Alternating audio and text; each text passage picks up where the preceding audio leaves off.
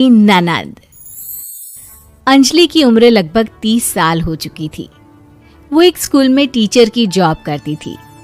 अंजलि के घर में उसकी माँ के अलावा उसका छोटा भाई और भाभी भी रहा करते थे। 30 साल की उम्र होने के बाद भी अंजलि की अब तक शादी नहीं हुई थी। इस बात को लेकर अंजलि की माँ रुक्मिणी देवी काफी परेशान रहा करती थी। माँ, मैं स्कूल जा रही हूँ, जरा मेरा टिफिन तो दे दीजिए।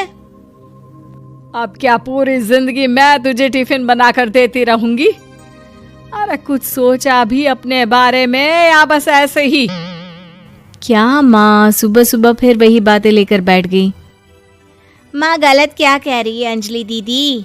इतनी उम्र हो चुकी है आपकी, माँ कब तक आपकी सेवा करती रहेंगी? भाभी, मैंने माँ को कब कहा कि मेरी सेवा करो? वैसे भी अपना टिफिन मैं खुद तैयार कर लेती हूँ, बस टेबल से उठाकर देने को ही तो कहा था। वैसे अंजलि दीदी, देखा जाए तो टिफिन उठाकर देने की उम्र तो आपकी है। आपका अपना घर परिवार बच्चे होते तो ये जिम्मेदारी आज आप पूरी कर रही होती। एक बात मेरी समझ में नहीं आती, अगर मेरी शादी नहीं हुई तो इसमें मेरी क्या गलती है और तुम सब लोग मेरे पीछे क्यों पड़े रहते हो? अरे कुछ कहना क्या पीछे पड़े रहना होता है? अपने छोटे भाई को देख, तुझसे 3 साल छोटा है लेकिन 2 बच्चे खेल रहे हैं आंगन में। मुझे आप लोगों की कोई बात नहीं सुननी, जा रही हूँ मैं। और आप में से किसी को मेरा कोई काम करने की जरूरत नहीं है, मैं खुद संभाल लूंगी। इतना कहकर अंजलि वहां से चली जाती है। शाम को जब अंजलि अपने स्कूल से लौटकर घर वापस आती है तो उसने देखा कि पड़ोस वाली निर्मला चाची वहां पर बैठी हुई थी। क्या बात है अंजलि बिटिया, नौकरी करके वापस आ गई? जी चाची जी, कैसी हैं आप? मैं तो ठीक हूँ बेटा, तुम बताओ शादी के बारे में कुछ सोचा या नहीं? अरे रहने दीजिए ना, इससे तो शादी की बात करना ही बेकार है। कुछ भी कहो तो गुस्सा करती है, बात बात पर आंखें दिखाती है। माँ, आप ऐसा क्यों कह रही हैं? मैंने कब आप पर गुस्सा किया? अरे अंजलि बेटा, तुम्हारी माँ ठीक ही तो कहती है। 30 की होने आई हो, अब तुम्हें भी शादी वादी कर लेनी चाहिए। चाची जी, आप तो ऐसे कह रही हैं जैसे शादी करने से मैंने मना किया हो। रहने दीजिए निर्मला चाची, हमारी अंजलि दीदी को अभी तक उनकी पसंद का दूल्हा नहीं मिला ना, इसीलिए वो शादी नहीं कर रही। भाभी, ऐसी कोई बात नहीं है। अरे तो फिर क्या बात है? तुम्हारी माँ ने तुम्हारे लिए इतने रिश्ते ढूंढे लेकिन तुम्हें कोई पसंद ही नहीं आता। क्या है ना चाची जी, हमारी ननद रानी नौकरी जो करती है ऐसे ही थोड़ी ना किसी को पसंद कर लेंगी। अरे भाई, नौकरी का घमंड है तो बात अलग है, कोई और बात हो तो बताओ, कोई रास्ता निकाला जाए।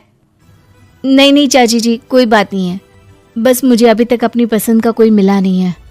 सुन लिया आपने, इस लड़की के तो पर निकल आए हैं और इतनी उम्र में अपनी पसंद का कोई मिलेगा भी नहीं इसे। माँ, आप मेरी शादी को लेकर हमेशा मुझे ताने क्यों मारती रहती हैं? अपनी माँ की बातें तो ताने लगती है। ताने हैं? बताओ, मैंने कुछ गलत कहा क्या? देखो, ये सब छोड़ो, मेरी दूर की बुआ का बेटा है, उसकी अभी शादी नहीं हुई है, उम्र होगी कोई 34-35 साल। आप कहें तो बात आगे बढ़ाऊं? अरे हाँ हाँ, क्यों नहीं, ये भी कोई पूछने की बात है। अरे जल्दी से लड़के को यहाँ बुला लो। माँ, आप मुझसे पूछे बिना मेरी शादी की बात करने जा रही हैं और मेरी उम्र 30 भी पूरी नहीं हुई है। निर्मला चाची कह रही है कि वो लड़का 35 साल का है। अंजलि दीदी, आपको क्या लगता है इस उम्र में कोई फिल्म का हीरो आएगा आपके लिए? देखिए, अब पसंद और नापसंद की बात तो रहने दीजिए, पसंद करने की उम्र तो आपकी निकल चुकी। अब तो जो भी मिले उसी से शादी कर लीजिए, इसी में भलाई है।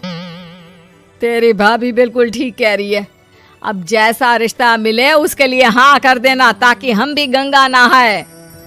ठीक है, चलिए मैं उस लड़के को कहती हूँ, वो कल ही अंजलि को देखने आ जाएगा। अगले दिन निर्मला चाची के दूर का रिश्तेदार अंजलि को देखने उसके घर आता है। उसका नाम था अजय। अंजलि जी, तो आप नौकरी करती हैं, वो भी स्कूल में? जी हाँ, मैं स्कूल में टीचर हूँ। हमारी बेटी बहुत होशियार है। अरे पढ़ने लिखने में इतनी होशियार है, इसीलिए तो इसकी नौकरी लगी है स्कूल में। हाँ हाँ ठीक है आंटी जी, जरा मुझे भी तो बात करने दीजिए आपकी बेटी से। जी पूछिए ना, क्या पूछना चाहते हैं? अंजलि मैडम, ये तो बताइए कि आपने अभी तक शादी क्यों नहीं की? बस ऐसे ही, कहीं कोई रिश्ता पसंद नहीं आया इसलिए। लेकिन क्या मैं आपसे पूछ सकती हूँ कि आपने शादी क्यों नहीं की? अंजलि, क्या कर रही हो तुम? लड़कियों को इस तरह की बातें नहीं शोभा देती। रहने दीजिए आंटी जी, आपकी बेटी काफ़ी पढ़ी लिखी है, मैं उनके सवाल का जवाब दे ही देता हूँ। वो क्या है ना, मुझे भी अभी तक अपनी पसंद की कोई लड़की नहीं मिली। अच्छा, कोई बात नहीं।